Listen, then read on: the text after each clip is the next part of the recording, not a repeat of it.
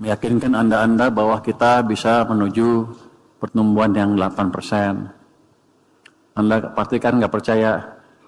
Oh, bukan nggak percaya. Yang bikin bukan saya ya, Pak Prabowo. Waktu Pak Prabowo bikin pertumbuhan ekonomi 8%, ini nggak ada ininya ya?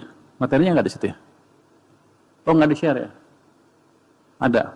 Waktu Pak Prabowo mencanangkan laju pertumbuhan ekonomi 8%, banyak orang yang skeptis.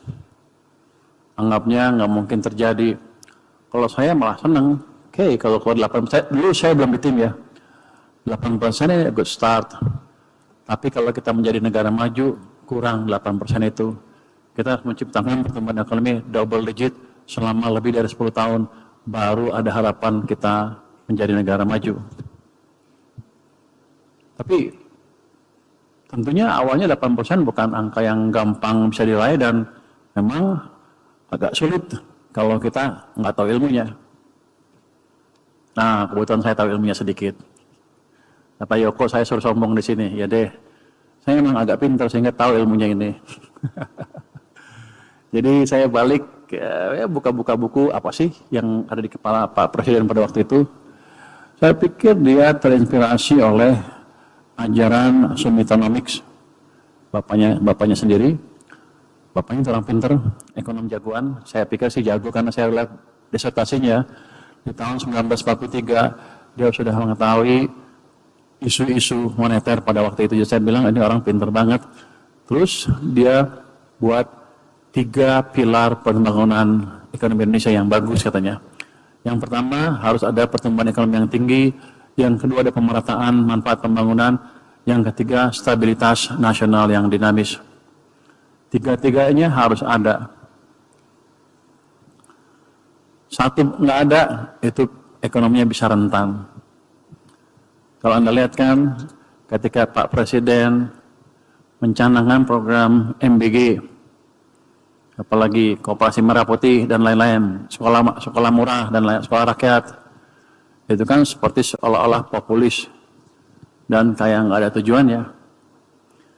Padahal yang dikerjakan adalah bagian 2 dan 3 di gambar ini, pemerataan manfaat bangunan dan sekaligus menciptakan stabilitas nasional yang dinamis. Jadi kalau rakyat kita ini, kalau ada program langsung dari pemerintah yang langsung menangani masalah mereka atau meringankan beban hidup mereka, mereka langsung amat senang ke pemimpinnya. Biasanya begitu. Jadi MBG jelas itu kan, pemerataan pembangunan kan ke bawah.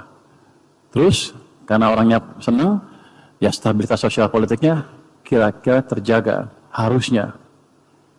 Saya tahu dari mana? Saya 20 tahun terakhir melihat, 25 tahun terakhir melihat perkembangan ekonomi di Indonesia. Jadi pinggirnya sih ngelihat pengamat gitu, ngamatin aja. Tapi dari situ ada yang bisa kita pelajarin. Dalam 20 tahun terakhir, 10 tahun pertama, waktu zaman SBY, ekonomi bagus, tumbuhnya 6%, tingkat kemakmuran juga meningkat dengan pesat 3 kali, PDB per kapita naik. Tapi kalau kita tanya masyarakat, apa kesannya ke Presiden, tidak terlalu mendukung, tidak terlalu populer, tidak sepopuler Pak Joko Widodo. Kenapa? Karena Pak Presiden SBY, program-program kerakyat yang langsung relatif sedikit di mata saya dibanding Pak Jokowi, dan dia boleh dibilang menyalahkan pertumbuhannya ke real sektor. Waktu zamannya Pak Jokowi beda, pembangunannya government-led, pemerintah membangun infrastruktur di mana-mana, tapi akibatnya pertumbuhannya nggak cepat-cepat amat, dari 5%. Kenaikan kesejahteraannya sedikit, cuma 40%. Dari awal sampai dia turun. Cuman kalau Anda tanya ke masyarakat, popularitasnya amat tinggi. Kenapa? Karena dia buat program-program yang langsung menyentuh ke masyarakat. Anda ingat? Ya, kartu sehat, kartu pintar, ini bagi-bagi semua kan?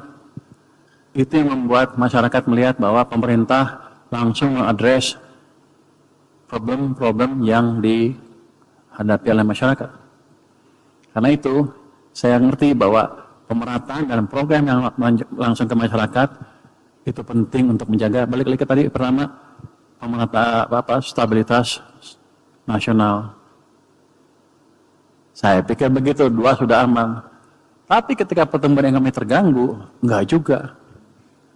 Anda lihat kan, kemarin waktu bulan Agustus tahun ini, banyak demo di mana-mana, dan kalau nggak dihentikan akan makin besar, dan makin besar. Kenapa terjadi? Karena ekonomi kita diperlambat, entah sengaja, entah nggak sengaja, saya nggak tahu, secara terus ya, yang gambar uang, secara yang mungkin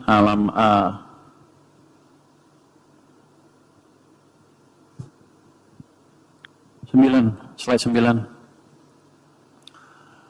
Sengaja atau nggak sengaja, sehingga ekonominya melambat. Ketika melambat, masyarakat lapar, ekonomi tumbuhnya rendah, walaupun ada program tadi, MBG dan lain-lain ini, tetap aja begitu perut kena yang lain, masyarakat yang lain kena perutnya, ya mereka nggak puas dan turun ke jalan, dan popularitas ke pemerintah turun ke level terendah selama presidensial yang baru ini.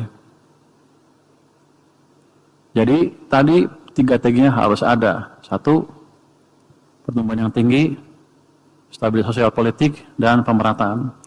Itu adalah pandangan kebijakan dari makroekonomi dari Sumitonomics. Sebenarnya saya bukan Sumitonomics, ya biar dekat dengan presiden saya bilang Sumitonomics saja lah. Namanya usaha, tapi emang pikirannya cukup bagus. Ya, saya terapkan aja. Terus, ini saya pendek sebentar kan ya. Ini menjawab teka-teki teman-teman, kenapa kondisi seolah-olah berbalik dengan cepat kan. Dalam 2 bulan lebih, dari banyak demo, dari prospek ekonomi melambat, tiba-tiba keadaan berubah.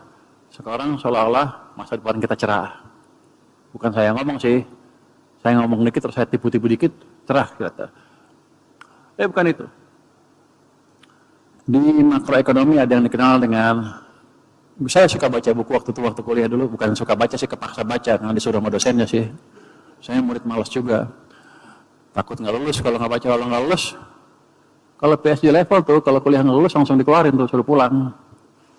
Jadi taruhannya besar. Bukan itunya, bukan pulangnya yang besar. Kalau pulang sampai Indonesia, kalau saya gagal, saya dicerain istri saya, itu yang paling bahaya. Jadi, the macroeconomic of self-fulfilling prophecy itu kalangan siapa? Roger Farmer kalau nggak salah namanya.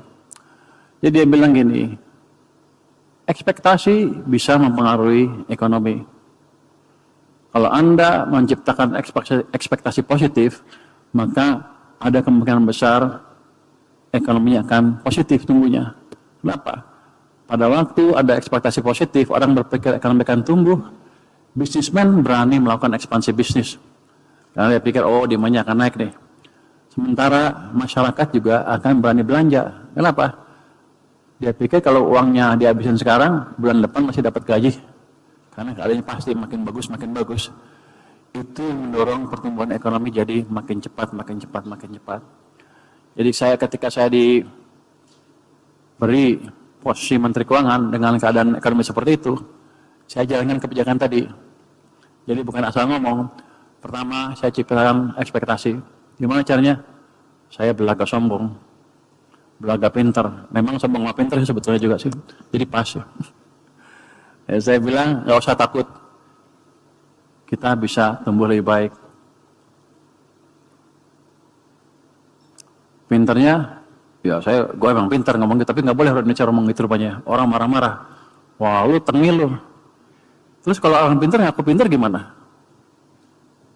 Ya kita dengan eksekusi kebijakan. Jadi saya ciptakan ekspektasi. Kebijakannya apa? Saya masukkan 200 triliun rupiah dari Bank Indonesia, uang saya, uang pemerintah ke perbankan. Itu akan menciptakan stimulus di perbankan. Habis itu saya monitor gimana hasilnya. Kalau kurang, saya tambah lagi. Jadi saya manage ekspektasi dengan tindakan real dan memonitor hasilnya di lapangan seperti apa. Kalau enggak, kalau saya cuma ngomong doang, dalam dua minggu kredibilitas gugur. Makanya waktu saya bilang saya akan balikan ekonomi gini, dalam berapa hari itu saya ngomong itu di DPR hari Rabu, hari Jumat uang sudah masuk ke sistem perekonomian 200 triliun rupiah. Habis saya monitor apa banknya menyalurkan apa enggak. Kalau banknya nggak menyalurkan, saya ancam tuh, punya Danantara kan banknya. Saya ancam, saya bawa Pak Pandu datang ke bank BNI dulu, terus ke Mandiri juga dengan Pak Pandu, karena saya tahu proses saya nggak langsung di situ, Danantara yang langsung. Jadi ketika orang nyalahin saya, itu kan bukan wewenang kamu, iya tapi saya mah Danantara tuh.